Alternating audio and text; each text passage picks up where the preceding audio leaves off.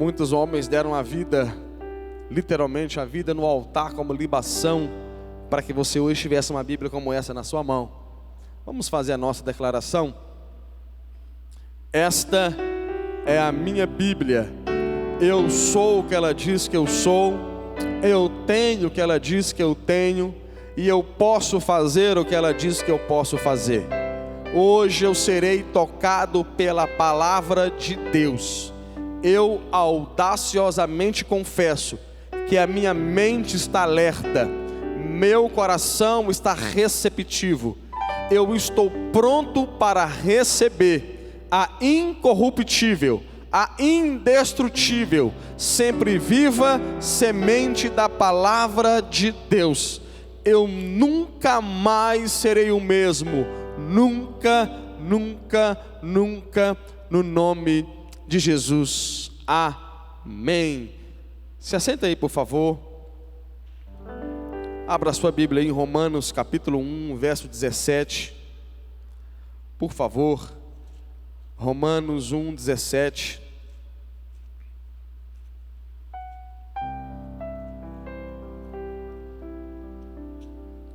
Romanos capítulo 1, verso de número 17.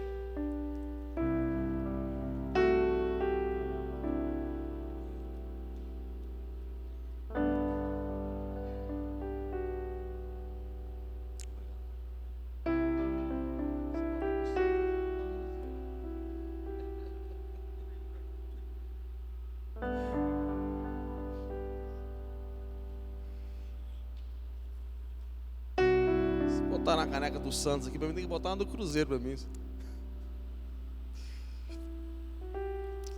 Romanos 1,17.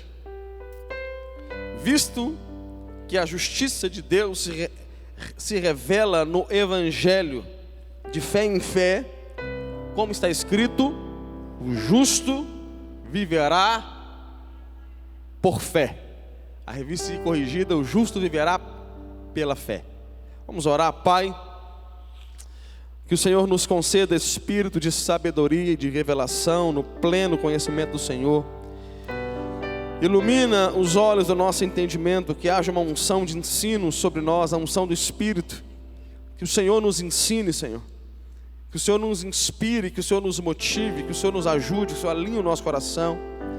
Que essa não seja uma palavra persuasiva de sabedoria humana, mas em demonstração de espírito de poder, para que a fé do teu povo não se apoie na sabedoria humana, mas no poder do Senhor. Demonstre sobre nós o teu poder. Aqueça o nosso coração, ó Pai, assim como o Senhor aqueceu o coração dos discípulos no caminho de Emaús, pela exposição da sua palavra, no nome precioso de Jesus. Quantos creem, digam amém. Irmãos, eu queria falar hoje um pouco sobre a reforma protestante.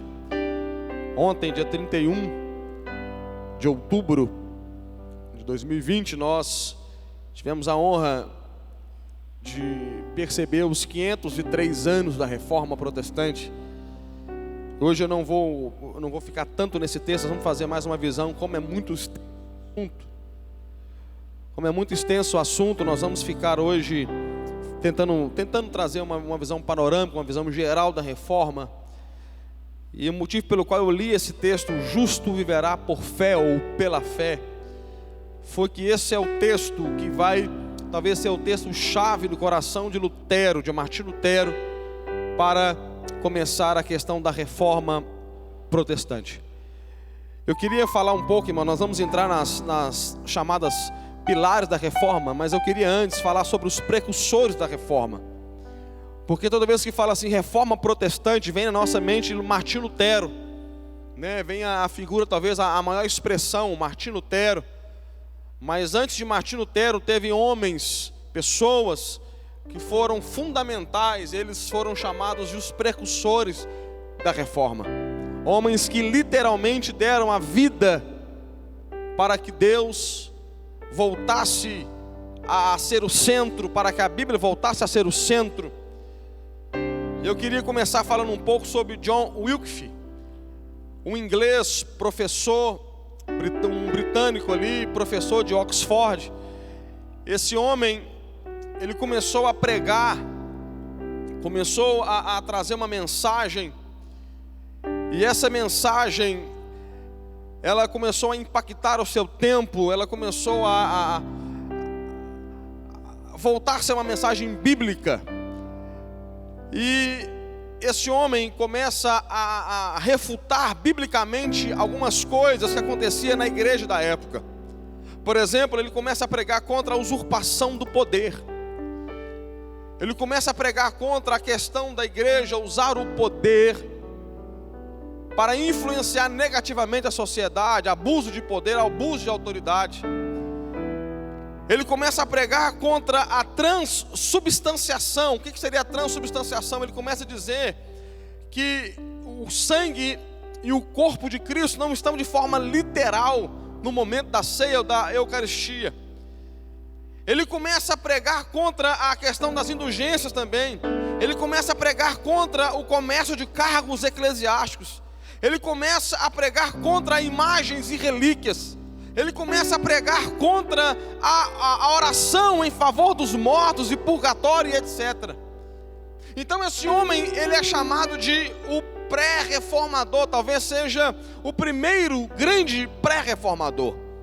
Homens que começaram a ler a Bíblia, começaram a estudar a Bíblia criteriosamente, e eles começaram a perceber uma diferença entre o que a Bíblia está dizendo e o que a igreja da época vivia enquanto igreja. Então eles começam a pregar. Esse homem, ele traduziu a Bíblia para o inglês, que até hoje é conhecido como a Bíblia de Wycliffe. Alguns falam Wycliffe, mas a maioria falou Wycliffe. E até hoje é conhecida como a Bíblia, que ele traduziu para a língua local, para o inglês. E esse homem, irmãos, vai ter assim, apesar de ser pouco conhecido, pouco mencionado na questão da reforma, Deus o levanta para ser essa primeira estrela que vai brilhar em prol da questão da reforma. É bem verdade, nós vamos falar sobre isso também lá em Lutero, que eles não tinham a intenção no coração de fazer a reforma como é hoje, né? Hoje nós poderíamos chamar também de uma revolução, mas eles queriam trazer a igreja de volta aos pilares da palavra de Deus. Ele faleceu 31/12/1384. E há quem diga que esse homem influenciou diretamente, irmão, uma figura também pouco conhecida, eu já falei sobre ele aqui uma época, o John Hus. Esse John Hus, eu vou gastar um pouco mais de tempo, porque é uma história muito linda, irmão, história linda, e Lutero, eu sei que vocês já têm ouvido aí essa semana inteira a ministração sobre ele, mas poucos pastores ministram sobre John Hus. John Hus então também se levanta, parece que o Wycliffe está pregando vai reverberar um pouco sobre John Hus, a influência, a coragem. E esse homem também, irmãos, ele começa a observar a igreja naquele tempo. E baseado em João capítulo 13, versículo 4 e 5, que é o texto lava-pés, é o texto que Jesus vai lavar os pés dos seus apóstolos. Esse homem vai perceber e ele vai dizer assim: o majestoso Jesus lavava os pés sujos e empoeirados dos seus discípulos, enquanto os líderes esperam que os seus próprios pés sejam beijados. Ele começa a perceber o contraste que há entre a atitude de Jesus e a liderança da época. E esse é um homem, o John Hus é um homem que começa a pregar algumas coisas também contrário ao que a igreja ensinava. E a primeira grande mensagem dele, baseada em Efésios capítulo 1, do 20 ao 22, é que Jesus é o centro da igreja, Ele é o cabeça da igreja, Ele é o centro, a igreja precisa ser cristocêntrica, Ele é o centro, Ele é o cabeça, Ele é o dono. A igreja nasceu a partir de Jesus, a igreja ficada em Jesus. Então ele começa a pregar, ele prega também contra as indulgências. Ele começa a ensinar sobre a autoridade final, a palavra final sendo das Escrituras e não do Papa. John Hus é esse que começa a dizer assim: a palavra final, a última palavra não é do Papa, não é de homem algum. A última palavra, ela precisa ser bíblica, precisa ser das Escrituras, precisa ser de Deus. E só abrindo um grande parênteses, irmãos, a questão da reforma, a pré-reforma é tão importante. mas tão importante, que até hoje ela nos abençoa. Por exemplo, essa ideia de John Hus trazer sobre a autoridade final não ser do Papa, ser da Bíblia. Esses dias aí para trás, essas semanas para trás, o Papa fez uma declaração sobre uma questão de casamento, um modelo de casamento que a Bíblia não aprova, ela não concorda. A Bíblia, muito pelo contrário, a Bíblia denuncia tal prática. E essa fala do Papa pode ser questionada à luz das Escrituras por milhares de cristãos ao redor do mundo. Então, irmãos, uma autoridade espiritual, ela fala algo, mas se o que ela está falando não condiz com as Escrituras, ela deve ser questionada, seja pastor, padre ou qualquer outro segmento religioso. Então nós vimos diversos cristãos vindo em público, trazendo a verdade bíblica e questionando uma ideia de um homem, apesar de ser papa. Ou seja, olha como a reforma é importante, porque a reforma, ela trouxe esses valores para o ser humano. Quem está entendendo isso aqui, meus irmãos? Porque senão, tudo que o Papa dissesse, não, quem falou foi quem? Não, foi o Papa, então pronto, quem falou foi o Papa. Mas não é assim, é quem falou é quem falou é a Bíblia, é Deus. Então nós vamos servir, nós vamos acatar. Está vendo como quando a gente for trabalhar as solas, os pilares da reforma, como Deus veio construindo isso antes, como que Deus veio trazendo essas ideias antes. E então, por pregar isso, irmãos, ele no ano de 1411 aproximadamente, John Hus, ele é excomungado, ele é expulso. Ele é expulso da igreja. Um ótimo teólogo, um líder excepcional, mas ele então, por pregar as verdades de Cristo, ele é expulso. No dia 6/7 de 1415, aproximadamente, ele é julgado pela igreja, e ele é convidado a se retratar, a falar que tudo que ele estava ensinando contra a igreja católica, que era uma mentira, que ele na verdade havia se equivocado. Então, obviamente eu estou encurtando a história, é apenas uma introdução. Ele se recusa ali a se retratar. Então no julgamento eles começam a tratá-lo como um herege de fato, a condená-lo como um herege. A história diz que eles começam a arrancar as roupas daquele homem, de John Hus, e enquanto ia arrancando as roupas, proferiam maldição contra eles. A história diz que colocaram na cabeça dele uma espécie de um chapéu, como feito de papel, e com desenhos de demônios. E no momento que colocavam, irmãos, uma espécie de uma coroa, um chapéu com desenho de demônio na cabeça dele, ele vai soltar uma frase que ficou famosa. Ele disse assim: com amor levarei esta coroa de vergonha, de opróbio. Por amor levarei essa coroa de opróbio, de vergonha. Por amor a ti, Jesus, que por mim carregou uma coroa de espinhos. Esse homem, ele se recusa a se retratar, ele tem convicção. E no meio daquela reunião, na sentença de execução, alguém fala assim: entrego a alma de John Hus ao diabo. Então ele solta mais uma frase dizendo assim: Senhor, a ti entrego o meu espírito. E uma das coisas mais lindas, irmãos, que ele vai falar é essa: Senhor Jesus, por ti morro com paciência essa morte cruel.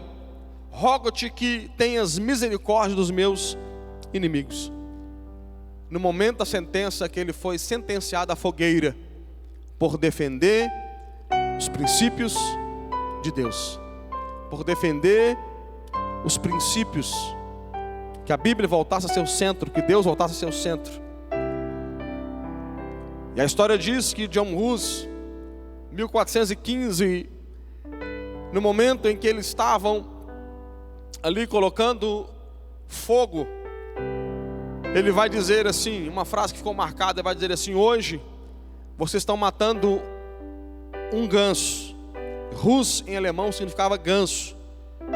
Daqui a 100 anos Deus levantará um cisne que vocês não poderão tocá-lo. Alguns dizem que a frase, ao invés de falar matar, fala assar, porque ele estava sendo morto por via de fogueira. Se fosse assar, seria: hoje vocês estão assando um ganso, mas daqui a 100 anos Deus levantará um cisne que vocês não poderão tocá-lo. E a história ainda diz que quando o fogo começou a chegar à sua pele, ele começou a cantar um hino que naquela época era um hino: Filho de Davi, tem misericórdia de mim. Filho de Davi, era um cântico da época. Filho de Davi, tem misericórdia de mim. Filho de Davi, tem misericórdia de mim. E a história diz que ele morreu cantando e adorando a Deus: Filho de Davi, tem misericórdia de mim. Se 1415 John Hus está profetizando assim: Deus levantará um cisne daqui a 100 anos. 1517, 102 anos depois, Deus levanta Martinho Lutero. Em 1517 ele está pregando na igreja no Castelo de Wittenberg as 95 teses. A palavra daquele pré-reformador no ato de sua morte se cumpre. Deus levanta um homem que ninguém consegue tocá-lo, que ninguém consegue pará-lo. A igreja, o sistema corrompido parou o ganso, mas o cisne seria intocável. Deus levanta o Martinho Lutero. E quando ele começa a fixar as suas teses da reforma, aquele homem vai abalar a estrutura, irmãos, porque eram verdades irrefutáveis. A reforma protestante. E eu queria trabalhar, depois você entra você coloca na internet lá quais foram as 95 teses que Lutero vai trabalhar. Mas entre as 95 nós temos as que nós chamamos de pilares da reforma, que são as 5 solas, né? Chamamos as 5 solas de Lutero: sola gratia, sola fide, sola Christus, sola Scriptura e soli Deo gloria. Só a graça, ou somente a graça, somente a fé, somente Cristo, somente as Escrituras e glória somente a Deus. Os 5 pilares da reforma. Martinho Lutero, ele começou a ensinar. Ele pegou a Bíblia, talvez assim como, olha como as coisas como os pré-reformadores são importantes. Porque se havia traduzido a Bíblia para o inglês, aqui Lutero vai fazer a tradução da Bíblia para o alemão popular. Lutero queria que o povo tivesse acesso às Escrituras. Lutero queria que o cidadão comum tivesse acesso a palavra de Deus. Porque, irmãos, se a Bíblia ela não é pregada, ou se ela não for pregada, nós temos um problema. Se eu esconder a Bíblia e começar a falar aquilo que eu penso, a única forma de você me refutar, de você me questionar, é se você tiver nas suas mãos uma Bíblia Sagrada. Quem está entendendo isso aqui, meus irmãos? Então, quando Lutero entregou o direito do povo em ler, em estudar, e há quem diga, irmãos, abrindo aqui um parênteses, mudando um pouco de assunto, mas também a reforma, há quem diga que a escola pública, o ensino a todos, é uma conquista da reforma protestante. Há quem diga que o direito à educação para todos os seres humanos, para todos os homens de igual modo, é uma conquista da reforma, é uma conquista da igreja cristã. Então Lutero ele defende, irmãos, ele defenderia até a morte a ideia que a Bíblia precisa voltar a ser o centro, que Deus precisa voltar a ser o centro, que Jesus precisa voltar a ser o centro, e que a salvação só pela graça mediante a fé. Os irmãos conhecem, os irmãos sabem sobre as indulgências, sobre a questão que acontecia na época, as vendas de materiais chamados santos. Como alguém podia, por exemplo, tirar uma alma do inferno, purgatório, dando uma oferta, por exemplo, como uma fazenda, um terreno. Então Lutero ele vem combatendo todas essas ideias. E quando pediram para que Martinho Lutero se retratasse, a única coisa que ele falou foi: se vocês me convencerem, me persuadirem à luz das Escrituras, então eu retirarei cada frase que disse até aqui. E ele vai dizer assim: qualquer ensinamento que não seja bíblico precisa ser desprezado, ainda que faça chover milagres. Então, irmãos, Deus levantou homens. Existem mais reformadores e pré-reformadores. Eu coloquei aqui os três principais, os dois pré-reformadores e Martinho Lutero, que é o grande reformador. E a gente vai trabalhar hoje um pouco sobre as 5 solas. Eu não coloquei aqui por ordem de importância. Abra a sua Bíblia comigo em Gálatas 1:8. Vamos falar um pouco sobre só as Escrituras. Gálatas capítulo 1, versículo 8. Vocês estão comigo, irmãos?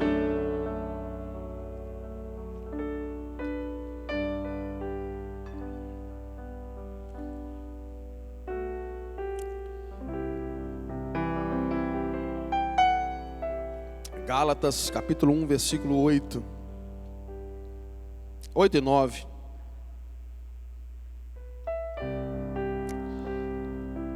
Mas ainda que nós, olha essa palavra aqui, ainda que nós, Paulo está dizendo, epístola de Paulo aos Gálatas, Paulo que plantou essa igreja, Paulo que é o maior ganhador de alma, só pede para Jesus, que é o maior apóstolo, que é o que teve mais experiência. Ainda que nós, ou mesmo um anjo vindo do céu, escute, não é um demônio, é um anjo vindo do céu, vos pregue evangelho que vá além do que vos temos pregado, seja anátema. A palavra anátema é amaldiçoado, ou seja, maldição. Aí ele repete: assim como já dissemos e agora repito, se alguém vos prega evangelho que vá além daquele que recebeste, seja anátema. Então o que Paulo está dizendo é: ainda que um anjo do céu, irmãos, imagina que chega para você lá um anjo de asa e tudo, branco de asa, bonito, faça demonstração de poder, faça alguma coisa, e pregue um evangelho que não é um evangelho da Bíblia, que não está na Bíblia, que não está registrado na Bíblia, ou que aumente o que a Bíblia diz. Esse anjo, esse evangelho precisa ser desprezado, ser considerado uma maldição. Vocês estão comigo? Qualquer ensinamento que não for bíblico é uma maldição. Obviamente eu estou dizendo a questão do Evangelho de Deus. O Evangelho de Deus não pode ser alterado, adulterado, mudado, irmãos. Infelizmente nós escutamos uma frase aí esses dias também para trás, dizendo assim que a Bíblia ela precisa ser atualizada, irmãos. Que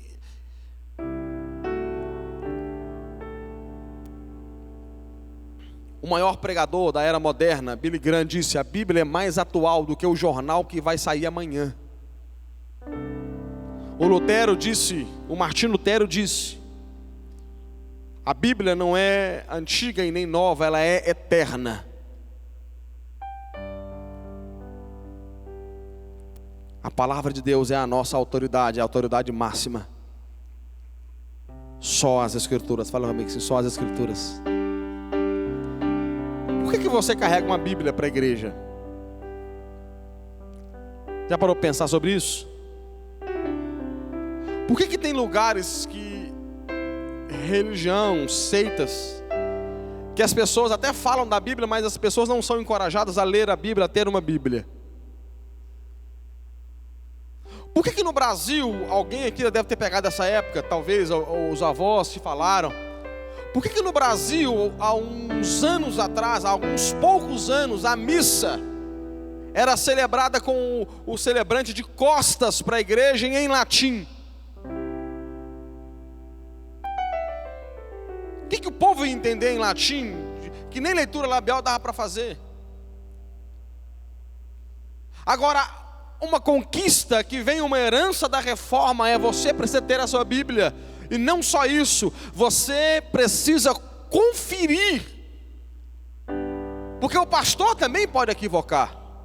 O pastor também pode errar. O pastor também pode acontecer um erro de exegese, de hermenêutica. Ele pode errar ali o tempo.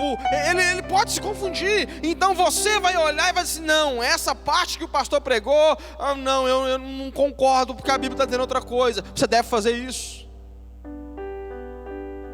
Você deve fazer isso. Porque a Bíblia é a nossa autoridade. Se um anjo vier pregar para você, despreze. Se não estiver na Bíblia, você tem que desprezar. Quem está entendendo isso aqui, diga amém. Depois você leia 2 Timóteo 4:2, 2 Timóteo 3:16 a 17. Aliás, deixa eu ler pelo menos mais um, irmãos. Vai lá, 2 Timóteo 3:16. Porque hoje nós precisamos aprender essas coisas, irmãos. Nós estamos vivendo um tempo muito difícil da nossa fé.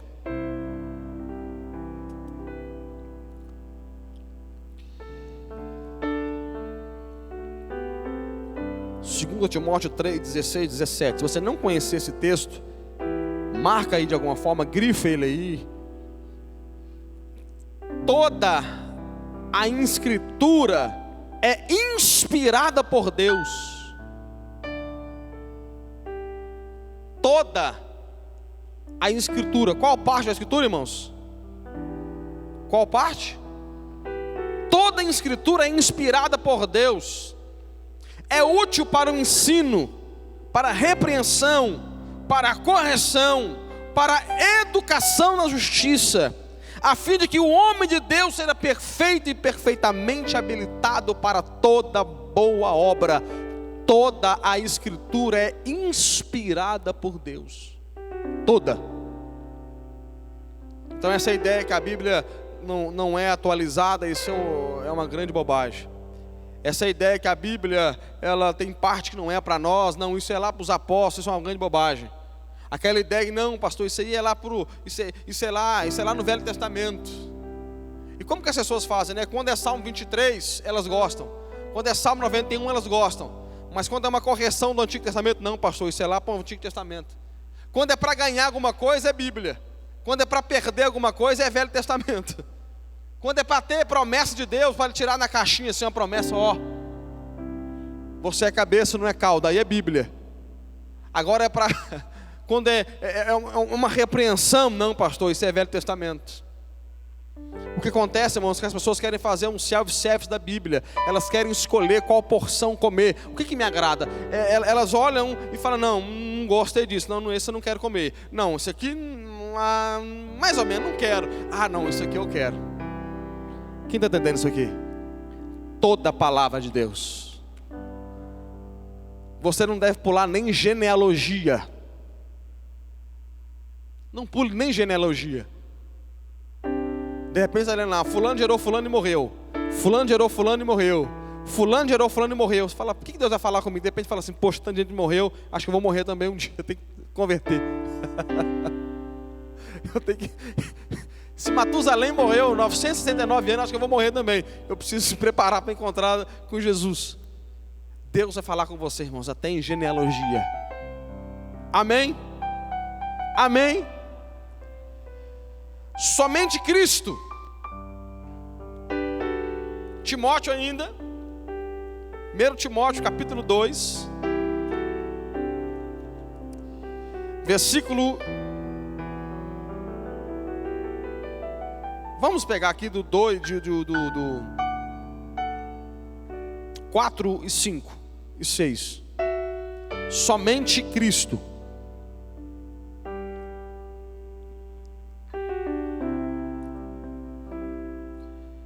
O qual deseja, olha o desejo de Deus. O qual deseja que todos os homens sejam salvos e que cheguem ao pleno conhecimento da verdade. Porquanto há um só Deus e um só mediador entre Deus e os homens, Cristo Jesus. Nós temos quantos mediadores, irmãos? Quantos? Isso que Lutero queria. Que a igreja firmasse e entendesse que nós temos um só mediador. O mediador que está entre uma pessoa e outra. A nossa herança de fé, irmãos, você não tem ninguém entre você e Deus. Eu posso ouvir um amém por isso?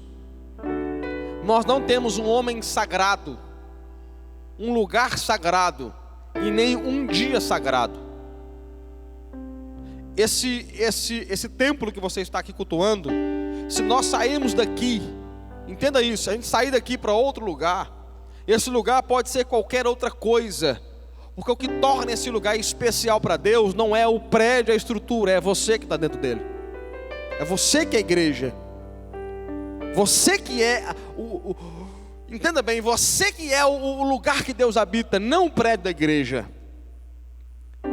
Eu não vim dizer também que nós não vamos ter reverência e nem respeito, porque Deus também, Ele é um Deus de ambiente. Nós estamos gerando um ambiente para Deus. Quem está entendendo isso aqui? Mas a questão não é o lugar, a questão é quem está habitando o lugar.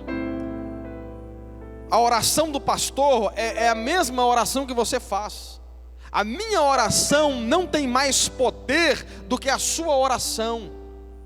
Você pode pedir para eu orar, que eu vou orar com o maior carinho, eu vou interceder com o maior carinho, mas nunca pense, se o pastor orar, então Deus vai fazer. Isso é uma mentira no seu inconsciente, porque você tem tanto poder quanto eu.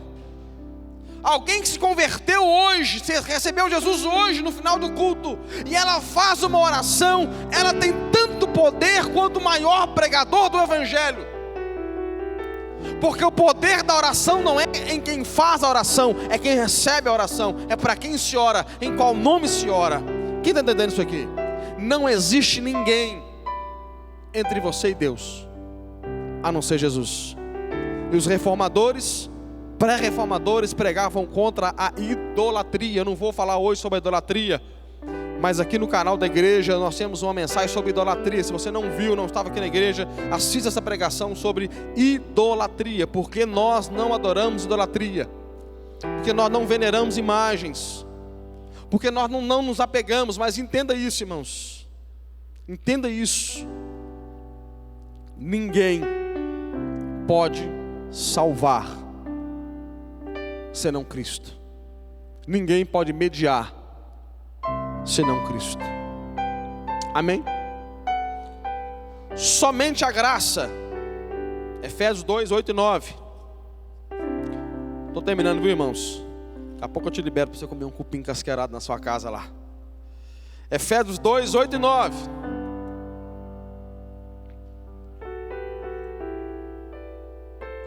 Só a graça, sola gratia, sola gratia. Efésios 2, 8 e 9. Porque pela graça sois salvos, porque pela graça sois salvos, mediante e isso não vem de vós, é dom de Deus, não de obras, para que ninguém se glorie, porque somos feitura deles, criados em Cristo Jesus para boas obras, as quais Deus de antemão preparou para que andássemos nela. Nós não somos salvos por obras. Obra não pode salvar o homem, e é isso que Lutero está defendendo. É impossível alguém ser salvo por obras. Impossível. Pastor, mas é porque eu fiz isso, pastor. Impossível. Depois você pode ler Romanos 3, ler o capítulo inteiro. O homem não pode ser salvo por obras. Pastor, então eu não devo fazer obra? Não, isso é uma outra mensagem. Eu até frisei que a leitura, versículo 10, nós não somos salvos pelas obras, nós somos salvos para as obras. Quem é salvo tem obras, mas a obra não salva. Vocês estão comigo? Quem é salvo caminha para a obra, porque ela tem uma ação correspondente no coração. Então ela é salva e ela não faz para ser, ela faz porque é. Ao contrário, por exemplo, do espírita que crê que tem que fazer obra para ser salvo, nós não fazemos para ser, nós fazemos porque somos. A graça nos alcança e as obras é uma conformidade da vida em relação à vida de Cristo. Então nós vamos fazer as obras que Cristo fez. Então nós fazemos boas obras. Mas a obra não tem poder de salvar. Alguém que tenha boa obra, mas não tem Jesus, ela não será salva. Alguém que é bom de coração, se existe alguém assim eu não sei, mas deixa eu falar dessa forma. Alguém que se diz bom de coração, alguém que se diz exemplar, modelo, sem Jesus não será salva. Amém? Não será salva. Só Jesus pode salvar por meio da graça. O que é graça? Favor imerecido. Você nunca irá merecer a sua salvação. Abra Romanos 4 aí. Eu ia ficar só em Gálatas, só em Efésios. Eu quero falar um pouquinho de cada sola aqui.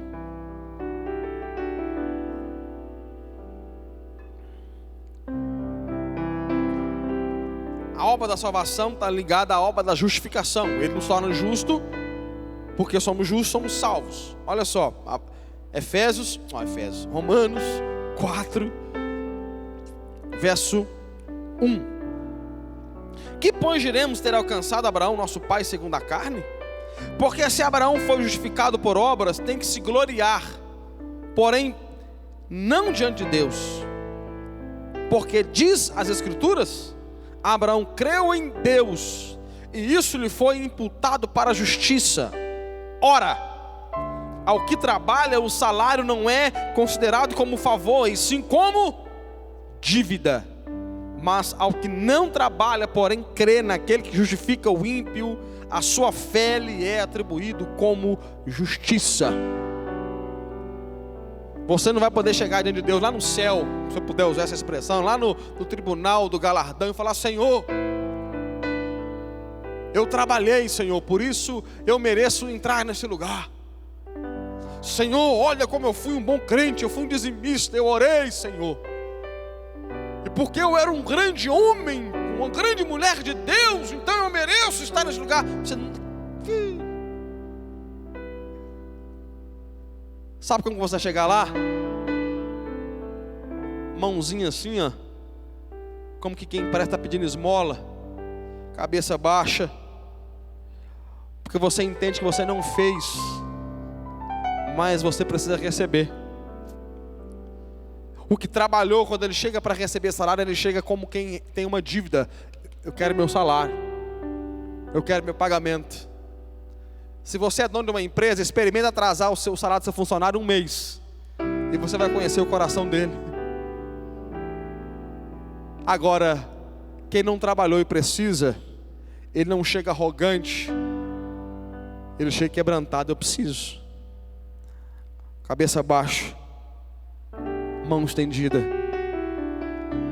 sem graça, sem jeito. Nós nunca poderemos nos gloriar diante de Deus. Quem está entendendo isso aqui, irmãos? E é isso que Lutero está defendendo. Sola fé, somente a fé, sola fide. Efésios 2, 8 e 9, nós já lemos, então vamos para Romanos 1, 17.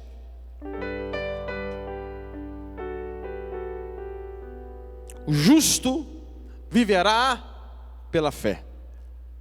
Efésios 2, 8 e 9.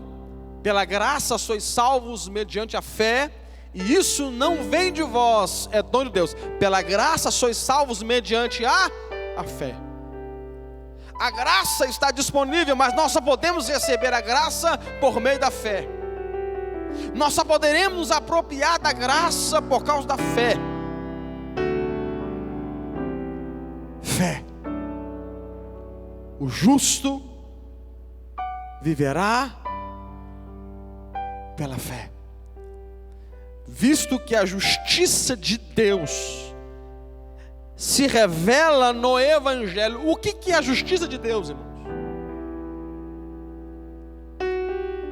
2 Coríntios 5, 21. Aquele que não conheceu o pecado, Deus o fez pecado por nós, para que nele fôssemos feitos justiça de Deus. Olha aqui, visto que a justiça de Deus se revela no Evangelho. O que é Evangelho? Boas novas. Sabe qual é as boas novas? Você era um pecador miserável, condenado ao inferno, mas morreu um inocente no seu lugar, trocou com você, e hoje, por causa desse favor que você não merece, você pode receber a vida eterna. A justiça de Deus é pela fé. A justificação de Deus é pela fé. Pela graça sois salvos, mediante o que? A justificação pela fé. Essa questão de fé é muito legal. Uma pessoa aprontou a vida inteira, irmãos, é apenas uma forma de falar. Então ela recebeu a Cristo como Senhor, ela entendeu a graça e ela recebe a Cristo como Salvador. A Bíblia diz para ela: você é declarado justo diante de Deus, justificado.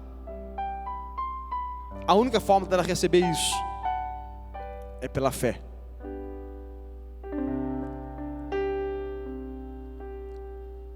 Quando um cristão peca, ele vai para Deus pedir perdão, ele pede perdão, ele sente o perdão de Deus. Não é assim, irmãos? Sim ou não? A gente não sente o perdão de Deus? A gente não sente, parece que só pela fé. Pela graça sois salvos, mediante a fé. E isso não vem de vós, é dom, é um presente de Deus. E é isso que Lutero está brigando, irmãos. E glória somente a Deus. Eu queria ler só mais um texto, a gente vai orar. Vai lá em Isaías 42, 8.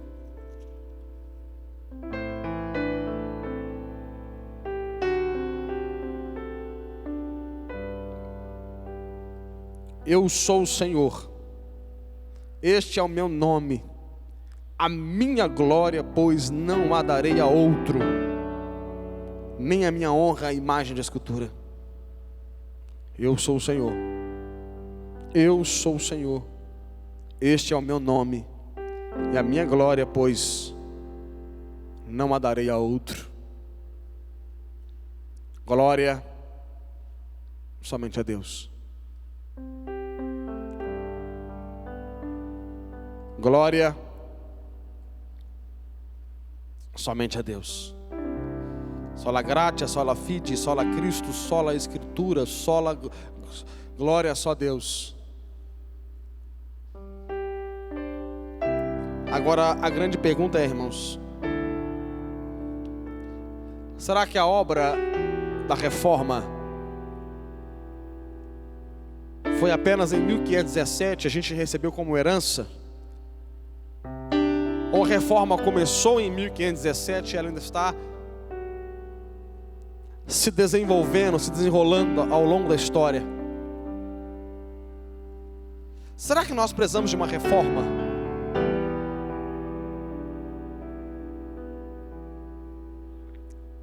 É triste, irmãos, quando hoje, mesmo em igrejas evangélicas, parece que voltou às indulgências. Porque quando um pastor vende uma vassoura, irmãos, ele está se assemelhando àquilo que Lutero pregou contra. Quando alguém vende uma caneta e diz assim: se você preencher com essa caneta. Quando alguém vende um óleo, quando alguém vende um instrumento, alguma coisa, e atribui a isso um poder que essa coisa não tem. Irmãos, nós precisamos de uma reforma ainda nos dias de hoje.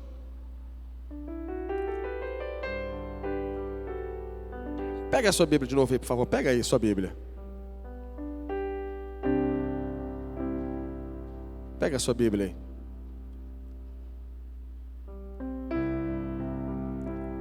Você consegue imaginar John Hus numa fogueira, morrendo, cantando, para lutar pelo direito de você ter uma Bíblia.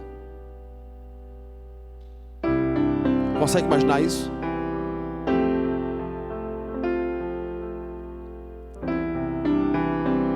Antigamente Satanás lutou contra a Bíblia física para que ela não entrasse, não chegasse na sua mão. Hoje o diabo luta, sabe para quê? Para que você abra ela no Salmo 91 na sua casa e deixe ela parada lá. O diabo luta para que você esqueça a sua Bíblia na igreja e nem lembre que ela está na igreja. O diabo luta para que você não leia, não estude, não se prepare à luz das Escrituras. O diabo luta para que você não dê importância para a Bíblia. Desculpa o que eu vou falar aqui, irmãos. Eu falo desculpa, mas com toda a sinceridade. O diabo quer gerar um analfabetismo bíblico nas igrejas de hoje. O diabo nos quer grandes analfabetos espirituais. Porque o diabo sabe que tudo parte das Escrituras. O diabo, irmão, está dando mais importância para a Bíblia do que o crente. Porque o diabo está levantando pessoas dele para atacar a Bíblia. Porque o diabo sabe do perigo que é a palavra de Deus.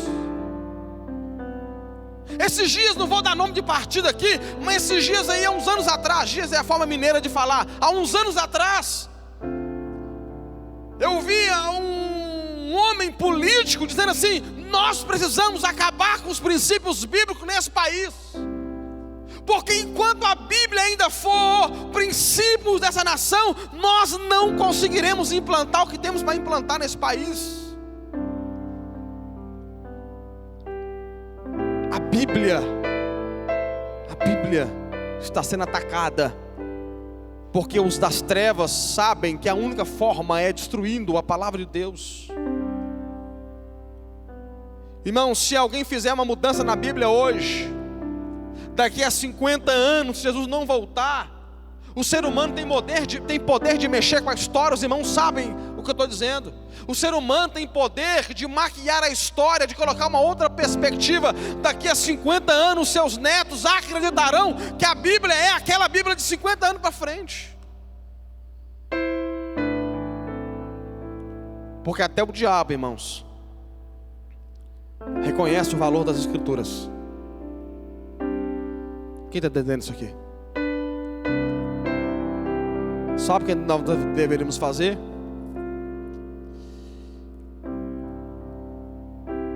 Voltar para as Escrituras. Esse dia eu estava me perguntando assim: por que alguém compraria uma vassoura ungida? Por que alguém compraria uma rosa, uma vela?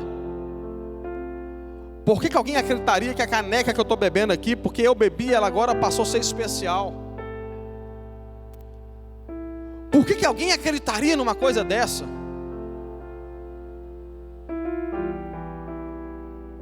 Por que alguém acreditaria nisso? Se a Bíblia é o livro mais vendido do mundo, hoje o diabo luta para que ela não esteja na sua mente. Tenha no papel, tenha no seu celular, tenha no seu computador, tenha milhares de Bíblia. Mas por favor, não as leia. Não estude.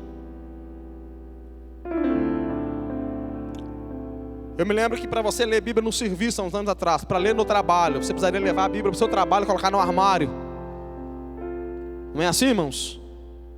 Tinha que levar ela para o trabalho, colocar na mochila, colocar lá.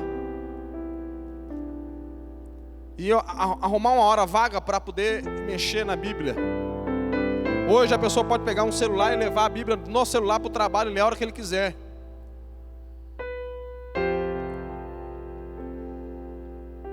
Mas tenha no celular. Por favor, não leia não. É isso que o diabo quer. Analfabetismo espiritual. E o diabo, irmãos, está entrando com um sapatinho de algodão. E os cristãos estão perdendo é a essência bíblica.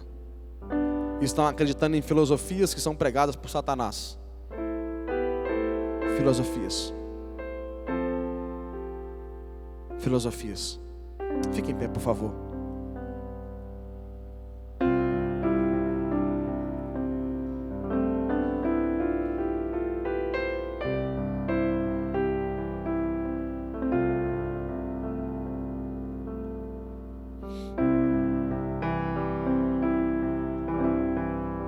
Estava preparando essa mensagem. Eu confesso que quando eu vou estudar sobre esses reformadores,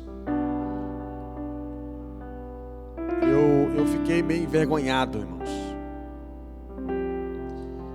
Eu comecei a pensar que eu não sou nem digno de pregar esse tipo de coisa.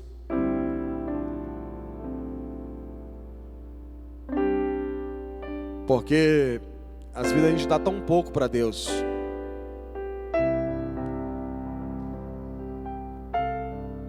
Poxa vida, a gente vive um tempo tão fácil.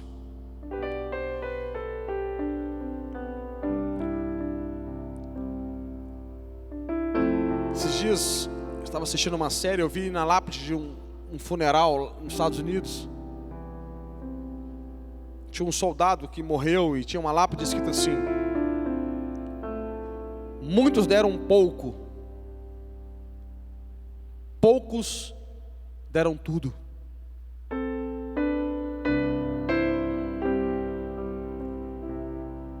Muitos deram pouco, poucos deram tudo. Meu coração ele foi, irmãos, contristado por essa palavra. Eu me lembrei de há um tempo atrás, quando morreu aqueles 21 missionários no Oriente Médio, foram decapitados, chama Mar de Sangue, tem no YouTube até hoje. O pastor Lucinho Barreto tinha feito uma camisa que para arrecadar dinheiro para enviar para lá, chamava Marcha para Jesus, era aqueles 21 missionários assim enfileirados, aquele uniforme vermelhos, estava assim, Marcha para Jesus.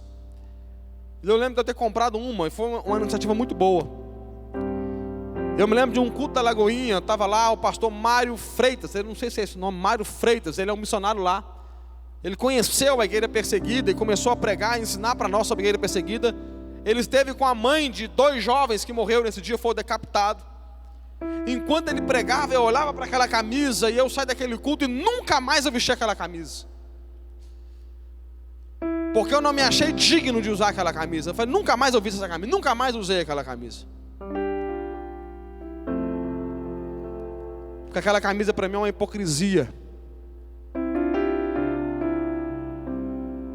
Nunca mais eu vou usar essa camisa, nunca mais usei. Enquanto eu estava vendo isso aqui, irmãos, Deus começou a questionar muito o meu cristianismo. Hoje nós queremos vir para a igreja para receber. Mas Jesus chamou homens para vir para dar e dar tudo. A pergunta é: você quer receber ou você quer dar? Você é servo ou você é consumidor, você é cliente? Você que está nos acompanhando em casa, você é um servo ou você é um cliente, é um consumidor? Vamos orar. Pai,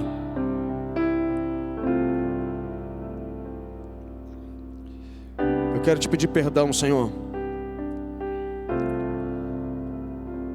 por viver um cristianismo tão superficial, por ter uma fé tão superficial, por conhecer tão pouco a sua palavra, Senhor. Senhor, me perdoe, Senhor, por buscar tão pouco o Senhor. Pai, me perdoe, Senhor, reforme o meu coração, Senhor. Gera mais em mim mais santidade, mais santificação, mais temor.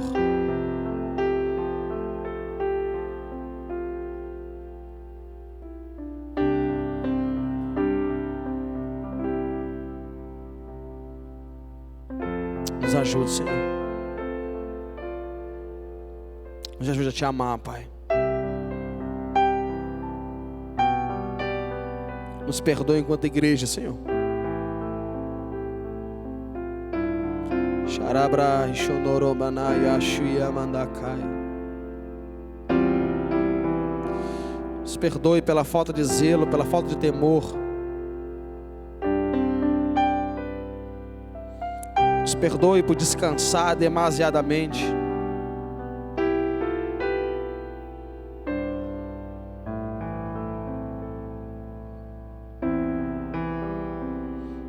Nos perdoe, Senhor.